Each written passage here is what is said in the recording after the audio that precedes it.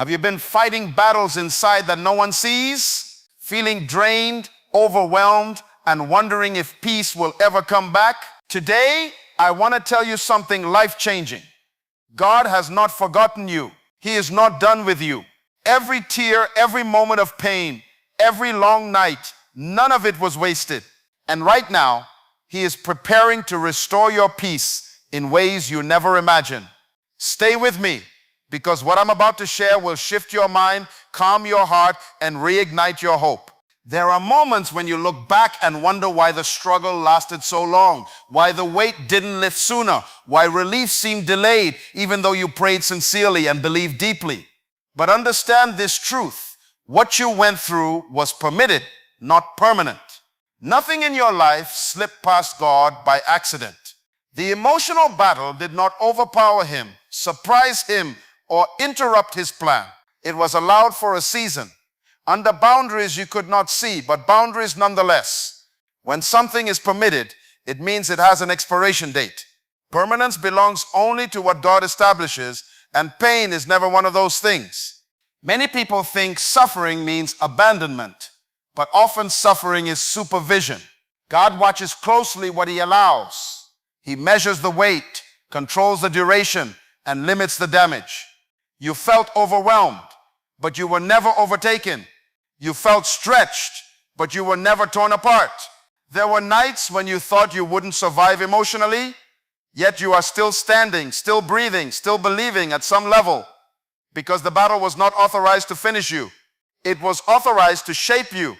When the pressure remained, it wasn't because God ignored you.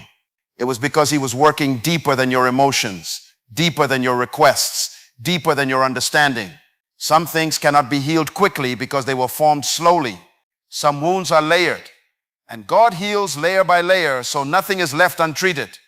If the battle stayed, it was because it was doing a work you couldn't yet see. And now what was permitted is beginning to lose its power, because seasons change when their assignment is complete. Peace, on the other hand, was never meant to be seasonal. Peace is not a reward for endurance or a prize for good behavior. Peace is your original design. Before confusion, before anxiety, before emotional fatigue, peace was the default state of your soul. You were created to operate from rest, clarity, and inner order. That is why chaos feels so uncomfortable to you. That discomfort is not weakness. It is your spirit rejecting an environment it was never designed to live in. You don't have to convince God to give you peace. Peace is not something He withholds. It is something life tries to steal. And when life has taken it for a while, restoration is not God doing something new, but God returning you to what was always yours. That is why peace doesn't always arrive with noise. Sometimes it returns quietly, subtly, gently, like strength coming back to a tired limb. Peace does not mean everything around you suddenly makes sense. Peace means your inner world stops collapsing under the weight of uncertainty. It means your thoughts no longer race uncontrollably. It means your heart learns how to be still, even when answers are incomplete. This kind of peace cannot be manufactured by positive thinking or forced optimism. It flows from alignment with purpose and trust in divine order. When peace is restored, you begin to realize that the battle distorted your perspective, but never destroyed your identity. You are not broken goods. You are not emotionally damaged beyond repair. You are not behind schedule. You are recalibrated. The pressure revealed what needed healing, and the healing makes room for peace to return stronger than before. What was permitted did its work. What was never meant to stay is leaving. And what was always yours is finding its way back into your life, into your mind, into your spirit, bringing stability where there was turbulence, clarity where there was confusion, rest where there was exhaustion. There is a reason the pressure did not lift quickly, and it is because deep healing requires time, honesty, and exposure. God does not rush restoration when rushing would only cover the surface. He allows prolonged pressure not to punish you, but to bring to light what has been hidden beneath coping mechanisms, routines, and distractions. When the noise fades and the weight remains, it forces you to confront what you have been carrying for years. The pressure becomes a mirror, revealing fears you never named, disappointments you never processed, and expectations you never released. Pressure has a way of collapsing false strength. It dismantles the illusion that you can hold everything together by yourself. And when that illusion falls, healing finally has room to begin.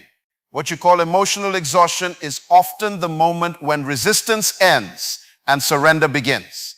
Healing does not start when the pain arrives. It starts when you stop fighting the truth about the pain. Prolonged pressure pushes you into that place where you no longer pretend, no longer perform, no longer hide behind spiritual language or outward confidence.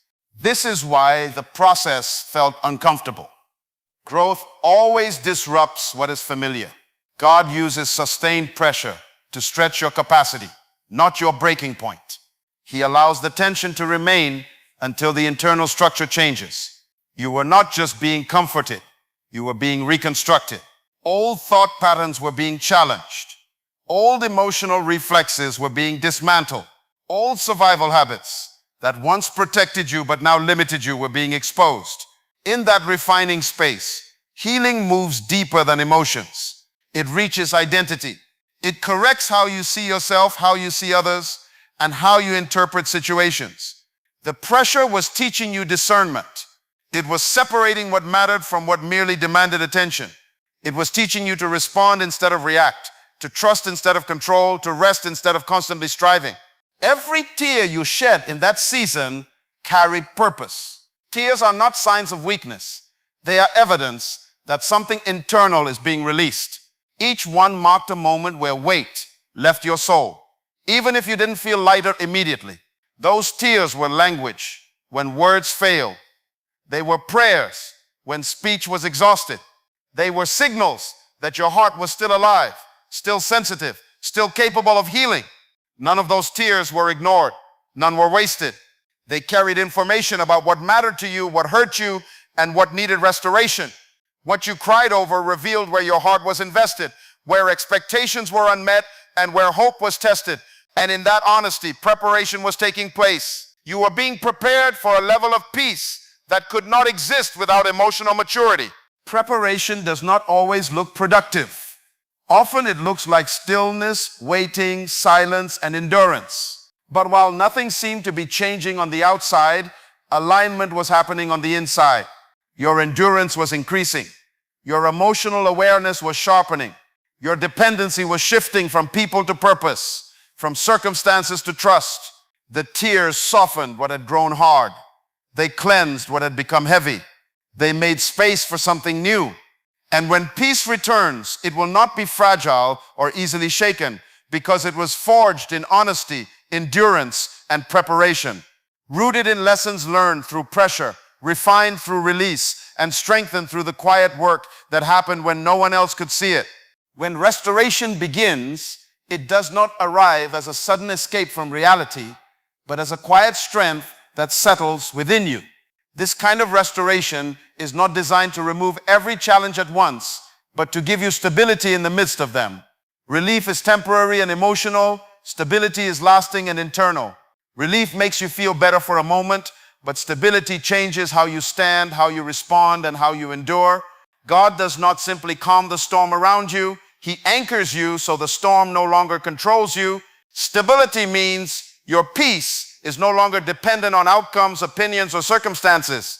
It means your inner world is no longer fragile, easily shaken by delays or disappointments. You begin to realize that even when things do not go as planned, you remain steady. Your emotions become informed, not driven. Your thoughts become focused, not scattered. Your heart learns how to be calm without being numb, how to be hopeful without being anxious. This level of restoration comes from alignment. When your purpose, identity, and trust come back into order, peace follows naturally. You are no longer constantly searching for reassurance from people or signs from circumstances. You carry assurance within you, and that assurance changes the way you move through life. You stop rushing. You stop over-explaining. You stop reacting to everything that demands your attention. Stability gives you the ability to pause, discern, and respond with wisdom. As this stability settles, you begin to understand the role the battle played in shaping you. The struggle did not define you, but it prepared you. It taught you what you can survive. It revealed what you no longer need. It clarified what truly matters.